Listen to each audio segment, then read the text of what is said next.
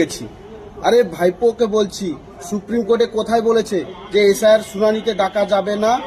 SIR শুনানিতে যেতে হবেই, কিন্তু এসআইআর শুনানিতে বলা হয়েছে যে আপনার সাথে কাউকে বিএলও 2 বা আইনজীবী বা আত্মীয় স্বজনকে নিয়ে যেতে পারেন। কোথাও বলেনি যে আইন আপনাকে যেতে হবে না।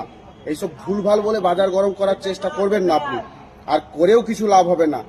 সুপ্রিম কোর্টের নির্দেশ আপনাকে মানতে হবে। রাজ্যের ডিজিকে নির্দেশ দিয়েছে, এই যে রাস্তায় কুকুর শিয়ালের মতো চিৎকার করছে না যারা বিক্ষোভ জানাচ্ছে, এই বিক্ষোভও হাঁটাতে হবে, আইন শৃঙ্খলা বজায় রাখতে হবে।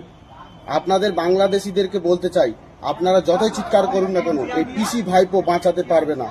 পিসি ভাইপো এসআর হতে দেবে না বলেছিল, কিন্তু এসআর হচ্ছে এবং হবে। আপনারা ভাবছেন পিসি প্রধানমন্ত্রী আর ভাইপো মুখ্যমন্ত্রী, ভুল।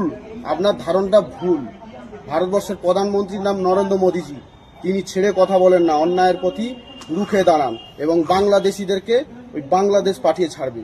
কারো ক্ষমতা নেই আটকানোর। আপনারা নিশ্চিতভাবে যান, সত্যি যদি ভারতীয় হয়ে থাকেন, আপনাদেরকে যে ডকুমেন্টসটি চেয়েছেন সেটা দেখান, কোনো অসুবিধা নেই।